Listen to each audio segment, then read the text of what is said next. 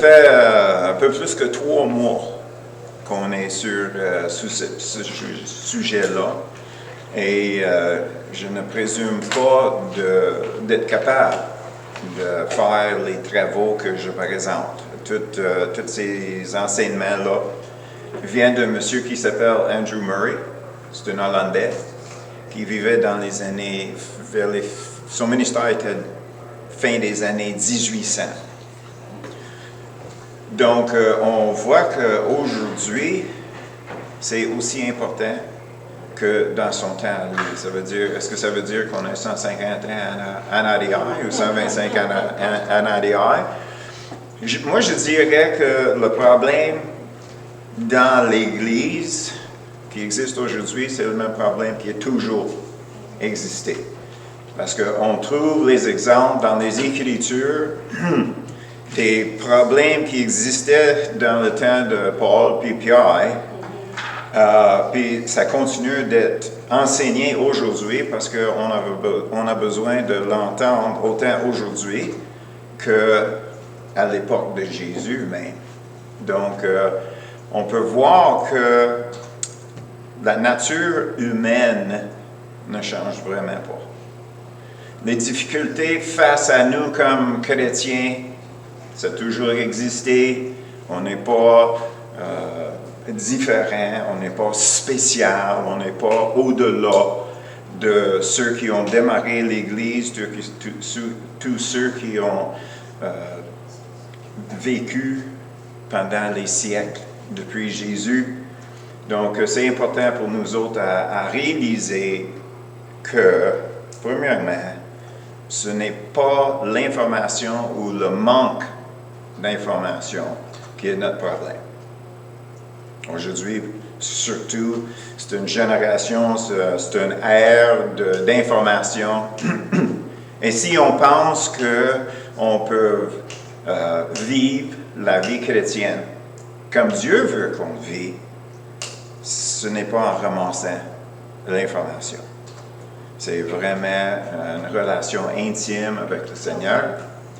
Et les études qu'on fait, à un moment donné, devraient réfléchir notre expérience avec Dieu comme une explication.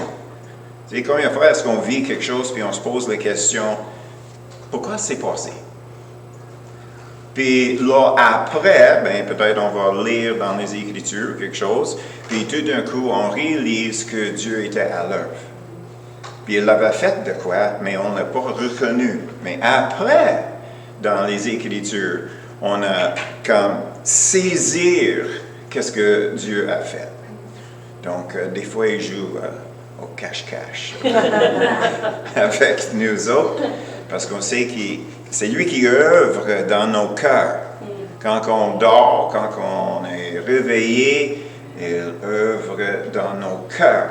Donc, l'objectif de cette étude-là, c'était dévoiler dans la question que je me suis posée à moi, pourquoi est-ce que je ressens que je n'arrive pas à la hauteur? Ça veut dire, en dedans de moi, il avait quelque chose, plutôt quelqu'un, qui voulait que je monte plus haut. Et moi, j'étais topé, moi, j'étais plafonné. Et je le ressentais, mais je ne savais pas comment faire une brèche, traverser, passer à travers, monter plus haut. Donc, c'était une raison personnelle pourquoi je l'amène. Et naturellement, monsieur Murray, pour qu'est-ce qu'il m'a dévoilé. Et merci Seigneur, parce que qu'est-ce que je ressentais me poussait à chercher une réponse. Donc, c'est vraiment la grâce de Dieu qui s'exprimait en moi, qui m'a vraiment amené à une nouvelle place dans ma relation avec le Seigneur, puis plusieurs choses que j'ai apprises. Donc, on va faire un petit révision, un résumé de qu'est-ce que nous avons regardé à date. Et puis, à la fin, on va faire la conclusion de cette étude-là pour introduire une autre. Et comme j'ai dit, l'autre va durer pas juste 10, 12 semaines, ça va être trentaine de semaines, peut-être. Je peux pas dire d'avance. On n'arrête pas de grandir, mais tu sais, on veut grandir, là. Ça prend des nutriments à toutes les semaines. Les vitamines.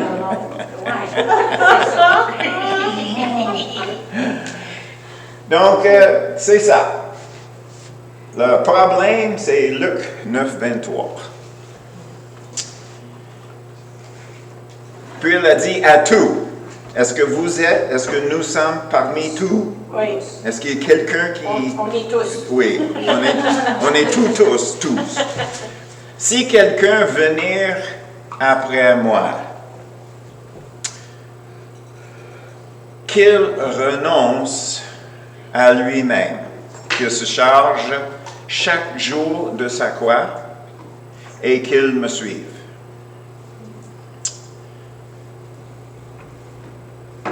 Pas évident. Hein? Qu'il se renonce à lui-même. C'est des mots qu'on ne comprend pas. Et intellectuellement, je peux dire, oui, je connais ce mot-là, renonce. Je connais ce mot-là, moi-même. Mais jamais je mets les deux ensemble. OK, le problème. Suite à ça, chaque jour de sa croix, il faut que quelqu'un meure. C'est ça que ça veut dire. Il faut que quelqu'un meure. Et naturellement, quand on a découvert, on parle de notre propre chair. C'est notre nature naturelle qu'il faut mourir.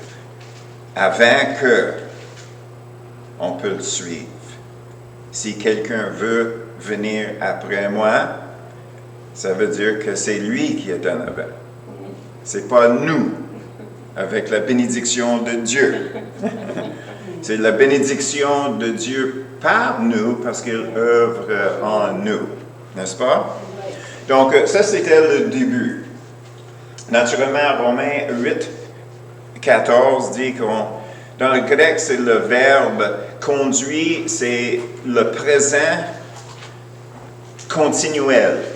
Donc, ça veut dire tous ceux qui sont conduits continuellement par l'Esprit de Dieu sont fils de Dieu.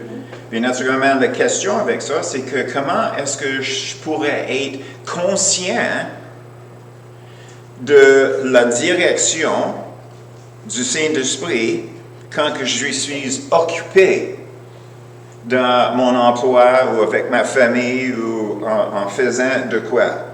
Surtout pour les hommes qui ne peuvent faire qu'une chose à la fois. Les femmes peuvent faire plusieurs à la fois, mais pauvres nous, les hommes, soit on est conduit par le Saint-Esprit ou bien on travaille pour gagner notre pain. OK? Bien, qu'est-ce qu'on a découvert, c'est que Dieu est à l'œuvre même si on n'est pas conscient. C'est pas nécessaire que je sois conscient toujours, d'avoir toujours une partie de mon attention visée sur Dieu tout le temps, la journée longue. C'est par la foi, d'accepter que Dieu est à l'œuvre dans nos cœurs, même qu'on n'est pas conscient. Il essaie d'arranger les choses. Et puis, on remarque ça quand on dort. Est-ce qu'on est conscient quand on dort? Non. Mais on reçoit les rêves ou les visions. Tu sais, il y a des choses qui nous arrivent, puis on n'est pas conscient. Donc, ça, c'est la preuve que Dieu est toujours à l'œuvre. Il fait tout ce qu'il peut pour communiquer avec nous autres. Mais il y a les clés pour nous autres à saisir, pour être capable de vraiment recevoir qu'est-ce que Dieu veut pour nous. Après ça, ben, on a regardé Galatiens 5, 22, puis Romains 5, 5. Galatiens 5, 22. Le fruit de l'esprit, c'est l'amour. OK. On commence notre petit voyage, là. Amour, un mot-clé. Et cet amour-là vient du Saint-Esprit. Romains 5, 5. Ça veut dire que l'amour de Dieu est répandu dans nos cœurs. Pas naturellement, spirituellement, par le Saint-Esprit. Donc, c'est un indice que le vide qu'on avait, le vide dans notre cœur qu'on avait, ou vers qui, ou vers quoi? Bien, c'est toujours vers Dieu. Avant qu'on était sauvés, on n'avait aucun désir de le connaître. Plus que ça, on avait notre propre chemin qu'on suivait. Puis, naturellement, l'autre manquement, c'était l'amour divin, l'amour divin de Dieu pour notre prochain. Tu sais, c'est facile à aimer nos amis. C'est pour ça qu'ils sont nos amis. Ils sont aimables. Puis, la même chose avec la famille. C'est facile à aimer la famille. Sauf quand... Sauf, oui. Mais on a plus une idée dans ce contexte-là, comment que on peut aimer, comment que Dieu peut aimer sans condition. Le petit snoro. Oui. Tu sais, combien de fois est-ce que nous avons des pensées, mais en même temps un sourire qui va avec ce pensée négative de celui qui essaie de passer vite. Tu sais.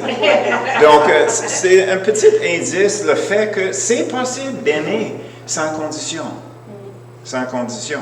Mais c'est pas naturel. Donc, suite à ça, on a regardé dans les actes que Paul et Barnabas étaient envoyés par le Saint-Esprit quand ils étaient dans l'Église, et le Saint-Esprit a dit « sépare-moi ».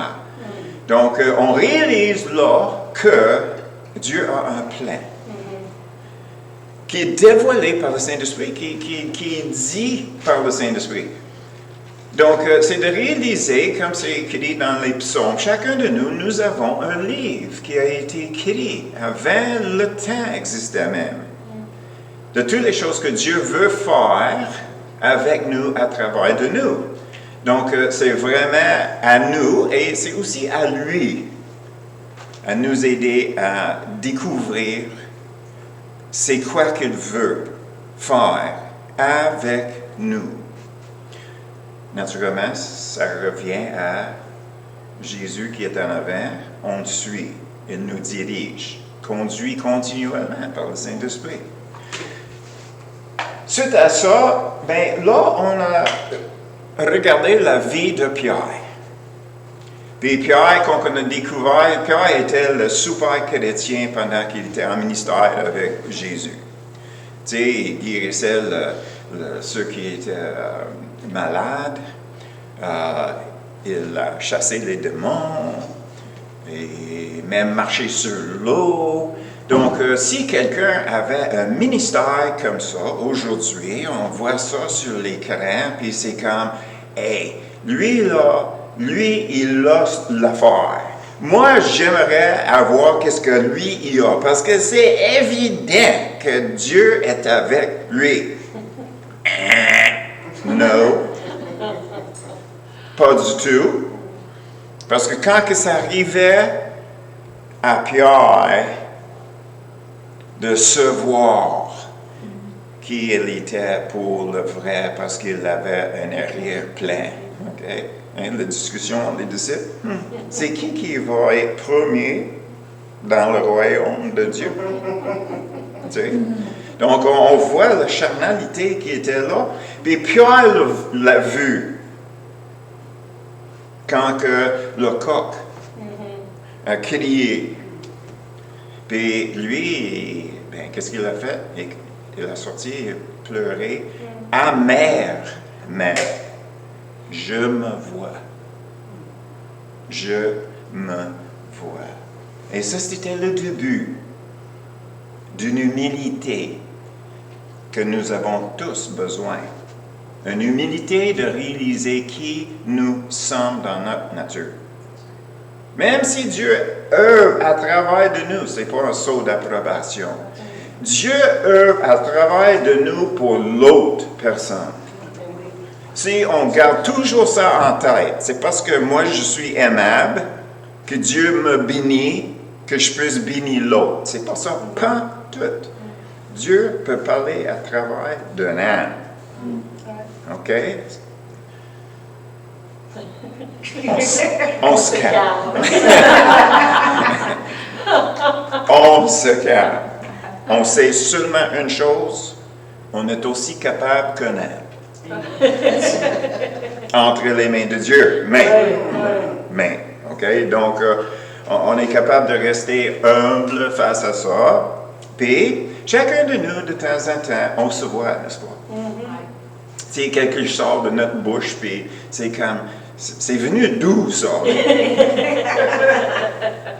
Il dormait là, il cherchait une opportunité pour sortir.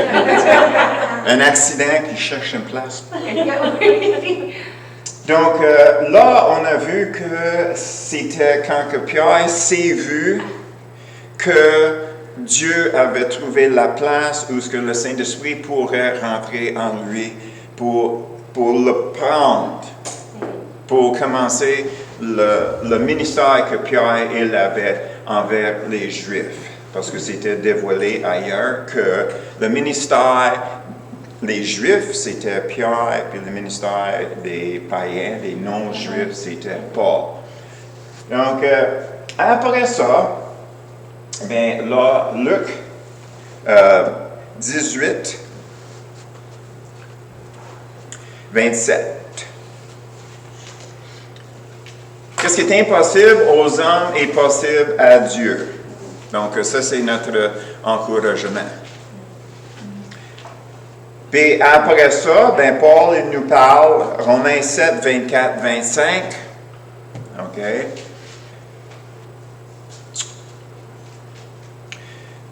Misérable que je suis.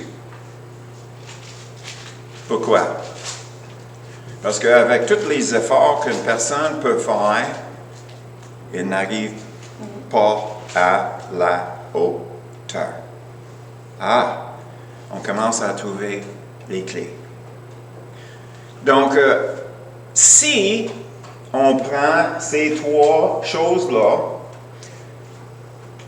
la repentance de Pierre, c'est un exemple de la chair qui opérait en Pierre, même si ce n'était pas évident. On voyait dans Luc 18 et 27, il y a des choses qui sont impossibles avec nous. Et finalement, on réalise, on découvre que la source de l'impossibilité dans nos vies, c'est notre propre chair. Donc, je lance un mot maintenant pour les femmes. Pour les femmes. Vous êtes appelés au ministère, vers le ministère de Dieu auprès des femmes. Est-ce qu'il y a dans le monde plus misérable que trop de femmes? C'est terrible. T'as juste à rentrer dans une galerie et regarder les figures des femmes. Parce que les femmes sont poignées entre deux. Les femmes sont poignées entre deux. Elles sont trop souvent mal considérées, pas considérées ou maltraitées par, maintenant, c'est même pas leur mari, c'est leur coloc ou bien leur... tous les noms qu'ils ont pour l'autre.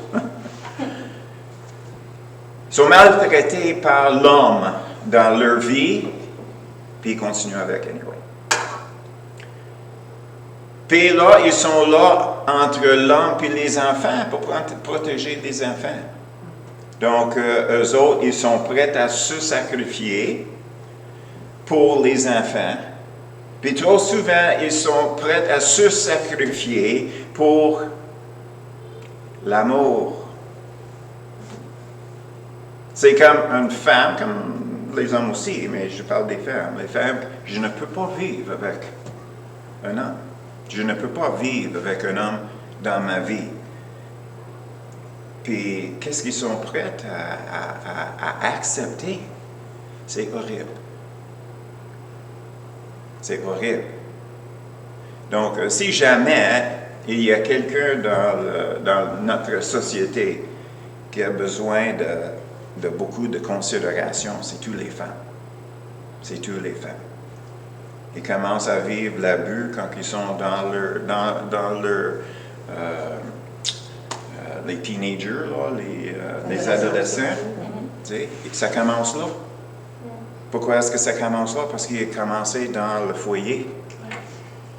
Donc, ils ont vécu des choses dans la famille qui les a marqués. Ils ont amené ça dans leur relation comme adolescents. Et ils étaient convaincus que ça c'est la vie. Donc, ils continuent à les accepter après se marier ou bien vivre ensemble ou quoi que ce soit. On sait comment que c'est tout.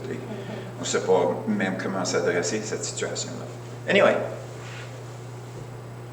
qui a besoin de Jésus? C'est qui va l'amener? C'est vous autres. L'atout des femmes, c'est ils sont de nature ceux qui créent des réseaux entre eux-mêmes. Les femmes parlent. Les femmes parlent entre eux. C'est comme, les histoires que j'ai entendues des femmes, des choses qu'elles ont entendues pendant qu'elles étaient chez la coiffeuse. Puis la coiffeuse parlait d'elle-même, parlait de ses clientes, puis on est là, puis c'est comme, wow, est-ce qu'il n'y a rien qui ne discute pas? Donc, entre la femme, il y a une ouverture qui n'est pas là comme les hommes. C'est juste, il y a un atout pour chaque, mais je parle à vous autres, les femmes, de réaliser qu'est-ce que vous avez comme avantage. Vous pouvez dire n'importe quoi à une autre femme. Vous êtes capable, vous comprenez que c'est juste à sortir les choses, ça vous aide. Juste à mettre ça sur la table, il y a quelqu'un là pour vous écouter. Vous le savez. Donc, prends ça comme un outil pour rentrer dans les vraies discussions. Est-ce que tu es heureuse? Parle-moi des vraies affaires. Ah oui, tout va bien. Menteuse. Je le vois dans tes yeux. Tu le dis parce que ça, c'est la réponse standard. Parle-moi des vraies choses. Puis les larmes tombent. Pourquoi? Quelqu'un qui m'aime, qui demande un intérêt à la personne qui demeure indemne. Fais-le. Fais-le. Tu n'as rien à perdre. Tu as tout à gagner. Tout à gagner. Misérable que je suis. C'est qui va me délivrer? Dominique, Louise, Marie-Josée, Lise, Sylvie, moi, Lisa, c'est vous. C'est vous. À travers de vous, Jésus peut les délivrer d'eux-mêmes. D'eux-mêmes. Comme nous tous, on était délivrés de la chair qui a causé tellement de misère. Là, on arrive, Galates 3:3. On a commencé dans l'esprit. Okay. Après avoir commencé par l'esprit, voulez-vous maintenant finir par la chair? Qu'est-ce que ça veut dire? Ils étaient dans la chair, ils étaient sauvés, ils ont rentré dans l'esprit, puis là, il avait des enseignants, des professionnels, des écrivains, des enseignants. Mais dans les Écritures, c'est des mauvaises enseignants. Donc, on voit que tu peux commencer dans l'esprit et tu peux te trouver dans la chair. Tu peux sortir de la chair pour retourner dans l'esprit. Puis là, après ça, ben, tu peux retourner dans la chair. Parce que la chair est toujours à côté. C'est tellement facile. D'une minute à l'autre, tu peux changer de côté. Puis une fois que tu rentres dans la chair, ça, c'est notre position naturelle. On aime ça, parce qu'on s'aime. C'est l'égoïsme. Oh, je peux avoir ça, je peux avoir ça. J'ai accès à ça, j'ai accès à ça. Donc, c'est à nous autres de démontrer un peu de discernement spirituel des choses qu'on lit, les choses qu'on entend. Ma mère était spécialiste avec ça. Elle était capable de ramasser un livre, elle va l'ouvrir demain, elle va regarder, charnel. Des bonnes informations, plein de toutes sortes de choses. Elle ouvre non. Ah, ça c'est spirituel. Mon père, il n'avait aucun discernement. Zéro. Il envoyait de l'argent à n'importe qui demandait. Il n'avait aucun discernement. Aucun. Il avait des manques dans sa famille, il envoyait l'argent à l'extérieur. Pourquoi? Parce qu'ils ont demandé, puis ils sont fameux. Donc, ils doivent connaître le faire. Aucun discernement. Mais il peut te répéter qu'est-ce que lui a dit, qu'est-ce que lui a dit, un autre a dit, un autre a dit, plein d'informations. Aucun discernement. Terrible. C'est à nous, quand on regarde quelque chose, c'est comme, il y a quelque chose qui ne tourne pas rond là. Non. Mets ça de côté. Pas de nourriture là. Ça va juste nourrir la chair qui dit je peux le faire. Je peux le faire, comme Pierre.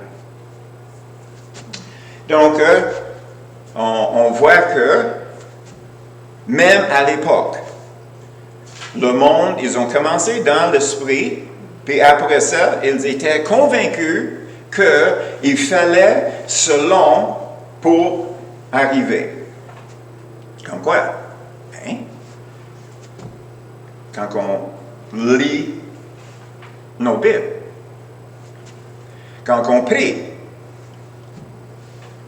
quand on loue, quand on adore le Seigneur, comment peux-tu savoir si tu es dans la chair ou si tu es dans l'esprit? Mais le plus facile, c'est quand on entend quelqu'un prier. Quand on s'entend prier. Parce que si je prie selon mes peurs, mes craintes, mes désirs, ça vient de moi. C'est pas dans l'esprit pantoute. Écoutez quelqu'un prier. Comment est-ce qu'il prie? Est-ce qu'il prie selon leur peur, leur crainte? Oh Seigneur, sauve ma fille. Tu sais comment elle était élevée comme fort, mais elle est partie. Ah oui? OK. Ça, c'est par la foi. Ah oui, ça c'est... Wow, oui, ça c'est plein de l'esprit. Ça c'est plein. Non, je prie selon mes peurs. Si j'ai peur, je ne suis pas dans l'esprit parce que d'après qu'est-ce que j'ai lu dans les Écritures, Dieu n'est pas nerveux. Et Dieu aime. Donc, la personne n'est pas oubliée. Donc, comment prier? Mais c'est ça. Seigneur, comment prier? Saint-Esprit, comment prier? Tout le monde connaît les armes de l'esprit, mais il oublie le lien tout de suite après. Priant toujours dans l'esprit. Les chrétiens sont pleins des armes, mais il manque un verset. Priant toujours dans l'esprit. C'est pour ça. On attend que le Seigneur nous parle, puis là, on sait quelle direction à prier. On rajoute. Seigneur, tu as dit ça. Donc, je prie comme ça. Donc, c'est toujours dirigé, démarré par le Saint-Esprit. Après ça, on a remarqué Isaïe 27, 3. ça c'est le vigneron qui prend soin de toutes ces vignes, ces branches, le cep. Puis, je suis le gardien. Je l'arrose à chaque instant. Quel instant qu'on n'est pas arrosé? Aucun instant. À chaque instant. De peur que quelque chose de mal arrive. Nuit et jour, je le garde. Et ça, c'était le mot-clé. Dieu nous garde. On n'est pas dans le champ à quelque part, puis il nous appelle. Tu sais, viens ici, brebis. Non. Non, c'est pas comme ça. C'est comme si le brebis commence à s'éloigner. Qu'est-ce que le berger fait? Il sort le bâton. Retourne-toi, snodo. Il s'en occupe. Il s'en occupe de nous autres tout le temps. Tout le temps. Ça, c'est une expression au Québec. Hein? Tout le temps. Donc, c'est à réaliser que Dieu est là, est à l'œuvre en nous. Tout le temps. Okay? Donc, suite à ça, là, on a remarqué, on arrive, Jésus nous parle, et ça, c'est la fin de ce parti-là, puis le début du prochain. Nous demeurons en lui. Moi, l'Éternel, je suis le gardien. Dans Jean, c'est le Père qui est le vigneron. Le verset 1 dit que le Père, c'est le vigneron. C'est le vigneron. Donc, on va regarder ça. Jean 15, le verset 5. Ça sent bien. C'est 15. Oui. Jean 15, le verset 5.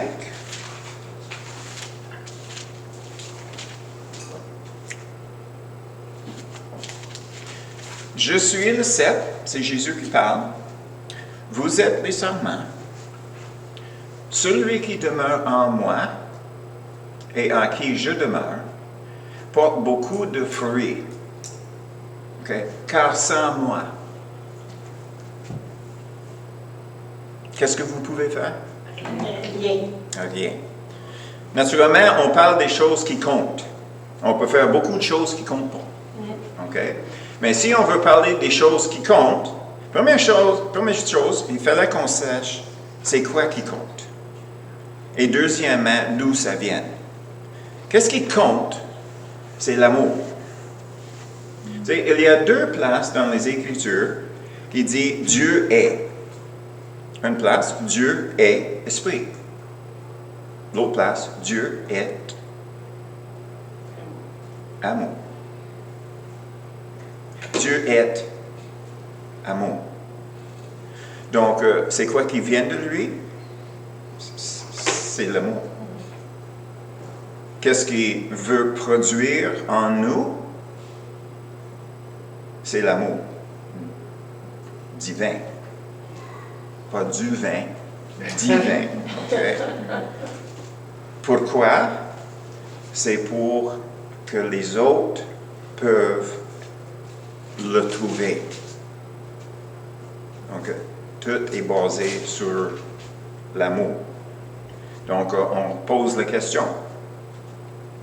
C'est quoi notre raison sur Terre? Nous, dans la pièce ici. C'est quoi notre raison d'être sur la Terre?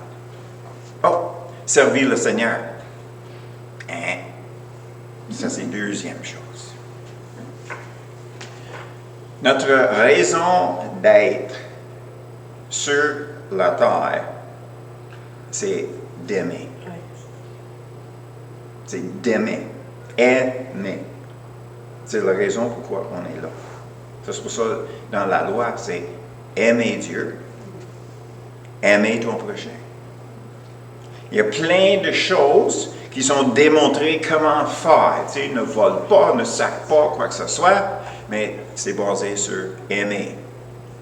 Donc, si on réalise que nous existons pour aimer Dieu comme il nous aime, aimer notre prochain comme lui, il aime notre prochain. Donc, ça c'est notre raison d'être.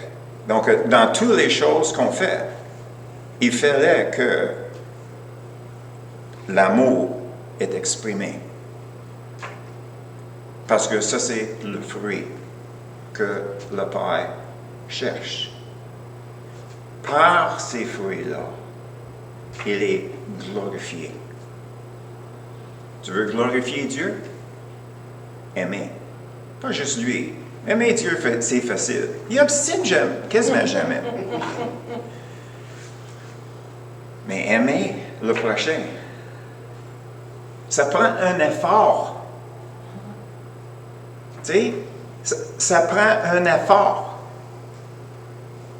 Dans 1800 Kirk, il n'avait pas de cellulaire.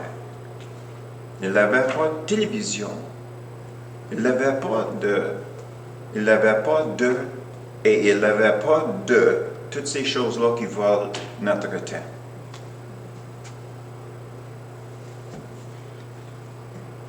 C'est sûr que les communautés étaient plus interconnectées. Il avait le temps pour parler. C'est la chose qui a frappé Louise le plus quand on était aux îles en hiver. Les hommes étaient émerveillés. Les hommes arrêtaient dans les allées, à l'épicerie, pour jaser. Il arrêtait, blablabla, blablabla, blablabla. Le monde passait à côté, blablabla, puis un autre rajoutait, blablabla, blablabla. C'est quelque chose qu'on, tu sais, on attend des femmes. Les femmes discutent beaucoup, tu sais. Et si deux femmes arrêtent dans l'allée d'épicerie pour jaser, c'est pas hors normal, mais comme Louise était complètement comme... Oui. Il avait le temps. Naturellement, en été, c'est le poisson, c'est la pêche. Donc, il n'avait pas le temps. Mais quand il avait le temps, tu rentres dans la boulangerie. Tu veux un pain. Tu rentres là, tu regardes dans le coin. Il y a 7-8 hommes assis là, placotés. Juste là, durant le jour. Aucun stress. Pas un qui est nerveux. Pas de ton levé. Juste blablabla. Blablabla. Comment est-ce qu'on peut penser d'exprimer l'amour si on ne prend pas le temps? Comment est-ce qu'on pense demeurer en Christ si on ne prend pas le temps? Comment? C'est pas la science extraordinaire. La science quoi? Infuse. Tu sais, c'est pas incomprenable. Mais il faut le réaliser, pas ici, mais ici. Puis c'est là, on se voit. C'est là, on dit au Seigneur, Seigneur, au secours. Au secours. Au secours. Là, nous avons Jean 15, 5. On va regarder Jean 15, 14. Je pense que c'est le prochain sur la liste, oui. Jean 15, 14. Qui dit...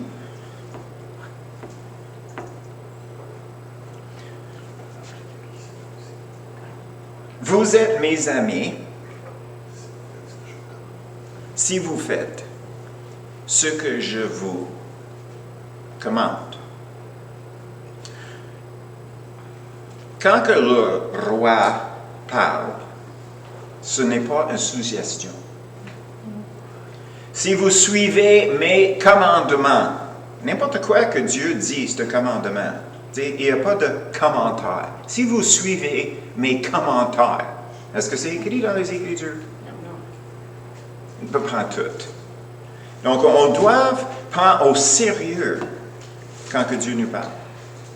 Ce n'est pas une suggestion, ce n'est pas un commentaire, il ne cherche pas ton opinion. Il cherche l'obéissance. Le verset 20.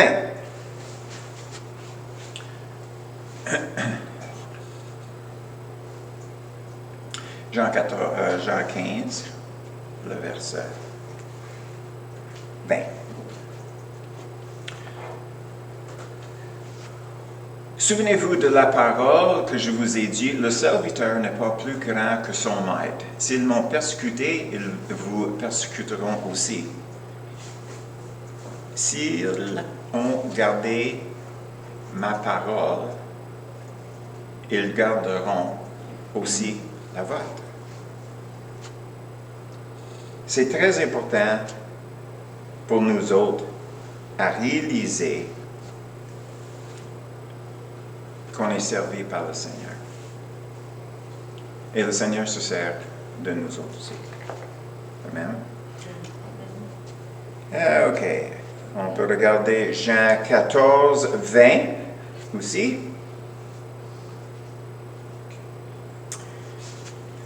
En ce jour-là, puis ça fait référence quand que le Saint-Esprit arrive. En ce jour-là, vous connaîtrez que je suis en mon Père, que vous êtes en moi et que je suis en vous. Et ça, c'est la raison pourquoi j'ai fait le dessin. Qu'on puisse avoir un visuel. OK. Ça, c'est le Père qui est en Jésus. Ça, c'est Jésus qui est en moi. Ça, c'est moi en Christ par le Saint-Esprit. Puis le Saint-Esprit demeure où? En nous. OK? Qu'est-ce qui nous manque?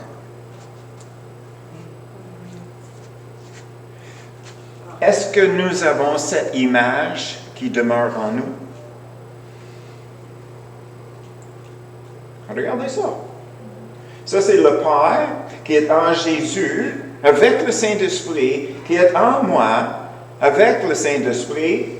Moi, je me trouve dans tout ce que le Christ a fait pour moi.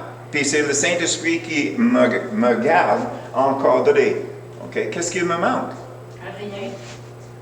Rien. OK? Donc, qu'est-ce qui arrive? C'est ça.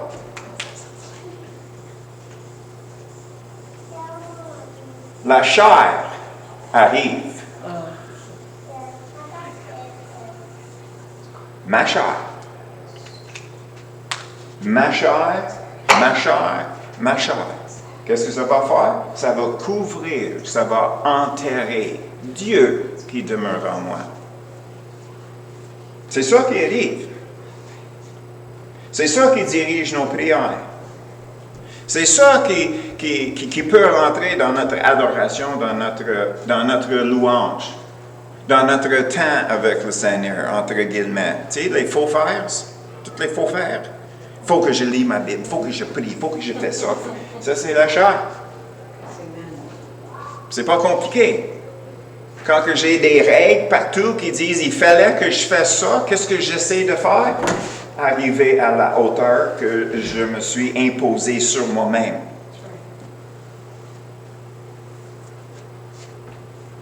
Qu'est-ce qu'on cherche? On cherche lui. On cherche lui. C'est lui qu'on cherche. Ce n'est pas sa puissance. La puissance vient de lui. Il demeure en nous. Donc, qu'est-ce qu'on cherche? Lui.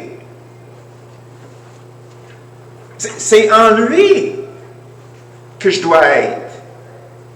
Puis je dois savoir quand que je ne suis pas en lui, en réalité, dans mon cœur. Pourquoi? Parce que je veux d'autres choses. Peut-être on n'aime pas la façon que nous sommes gardés par Dieu.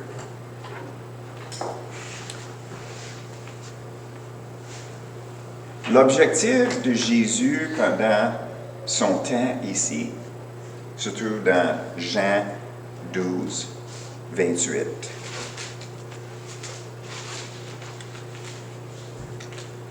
Que le Père soit glorifié. Que le Père soit glorifié. Donc, il fallait qu'on donne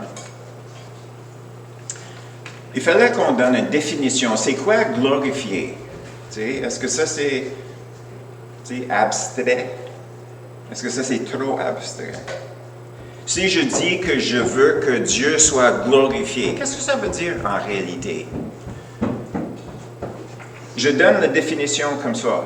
Je veux que Dieu soit vu comme il est vraiment. Donc, quand que je présente Dieu, est-ce que je le présente vraiment pour qui il est? Il est esprit, il est amour, bien! Oh, Dominique, t'as pris le risque. Amour. Il fallait que Dieu soit vu comme amour. Là, il est glorifié. De cette perspective-là, regardez tout ce qu'on a appris de Jésus. Jésus a dit, si tu m'as vu, tu as vu le Père. Donc, qu'est-ce qu'on voyait en lui? L'amour. Puis tout ce qu'il avait fait, c'est que Dieu soit glorifié. Donc, nous avons des autres écritures qui sont là, qui parlent de semblable à ça. Mais, qu'est-ce que je vais faire? C'est que je vais aller direct au devoir. Nos devoirs. On va regarder Jean 15, 9. Jean 15, 9.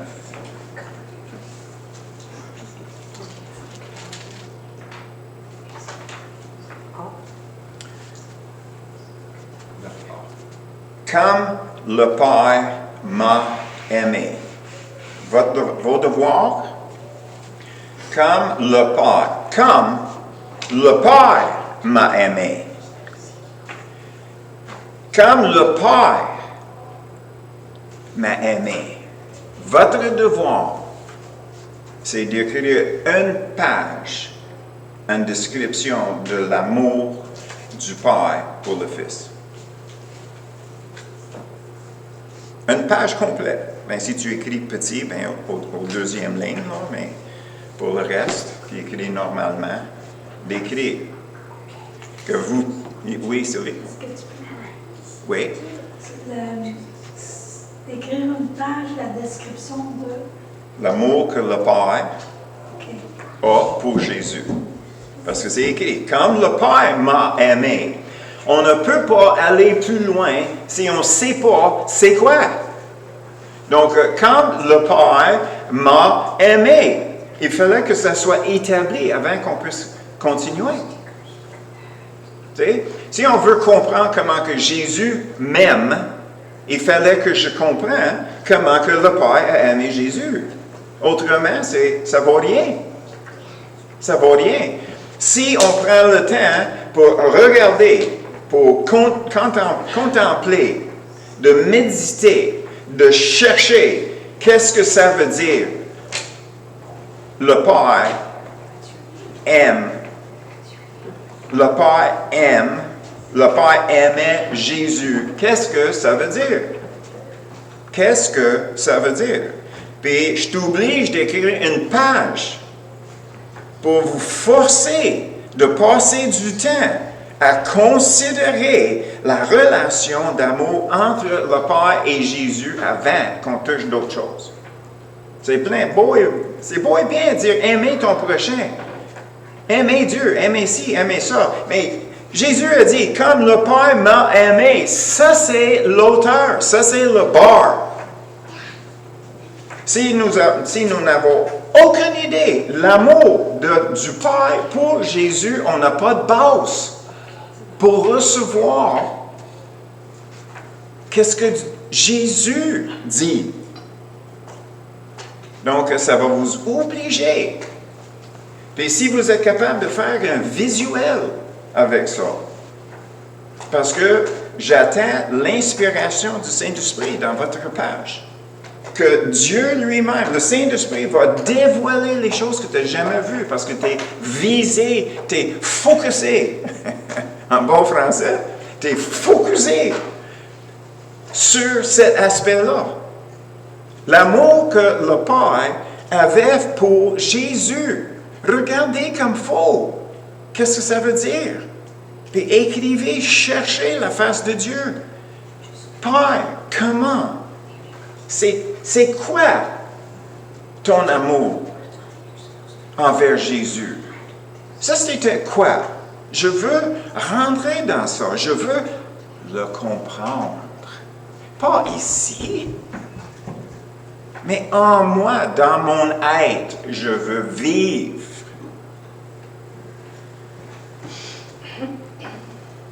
Quelque chose qui m'a passé une fois.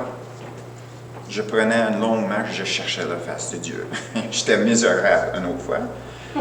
Ça m'arrivait assez souvent dans ma vie, pas toutes les semaines, mais de temps en temps. Et je prenais une longue marche. Puis, tu sais, j'étais au bout de moi-même, puis c'est toujours le même. Je commence à la même place, toujours, OK? Si je ne peux pas faire d'autres choses, je peux remarquer la nature. Puis je disais à Dieu, merci Seigneur pour les arbres. C'est un merveille, le nombre de différents types d'arbres, puis les oiseaux, et tout, et tout. Donc, j'embarquais dans le visuel de Dieu dans ma vie. Et puis là, je ressentais la présence du Seigneur, puis je me disais, comment est-ce que je peux rester là? Le moment que j'ai dit j'étais en dehors. Parce que ça ne vient pas de nous. Donc, le moment que j'ai dit, comment est-ce que je peux rester ici, dans la présence de Dieu, j'étais dans la chair. J'étais dans l'esprit, je vivais dans l'esprit, la joie, tout a monté en moi, puis j'étais émerveillé, puis j'ai dit, comment que je peux rester là? Puis, il était parti, comme ça. C'est comme, t'as vécu ça? Oui. Je peux comprendre. Oui, OK. Donc, j'ai pris une longue marche, puis je parlais au Seigneur, puis, tu sais, comme on dit, je vidais le cœur. Puis je le louais, puis je faisais aucun essai par moi-même de rentrer dans la présence de Dieu. J'ai rien fait. Et j'arrivais à la maison après avoir marché quelques heures comme ça. Puis j'ai entendu, je t'aime mon fils. Écoute. Ça m'a transpercé, là. Ça, c'est pour ça que j'espère que vous allez vivre quelque chose de semblable. Parce que, comme vous voyez, c'est un moment que j'ai jamais oublié. C'était tellement au-delà de la nature, de naturel, d'entendre ça. Donc, j'ai appris quelque chose en ce moment-là. Puis, j'ai commencé à pleurer. Tu peux imaginer, j'espère que vous allez vivre la même chose. Quand on est capable de partiellement saisir l'amour du Père pour Jésus, son bien-aimé, saisir ça, puis on va avoir un nouveau départ dans notre relation avec le Seigneur et ceux autour de nous. Amen? Amen. Good. Toujours trois choses. Qu'est-ce que le Seigneur t'a dit ce matin à travers de commentaires ou bien une écriture? Qu'est-ce qu'il veut que tu fais avec ça? Puis transformer ça en prière. Toujours le même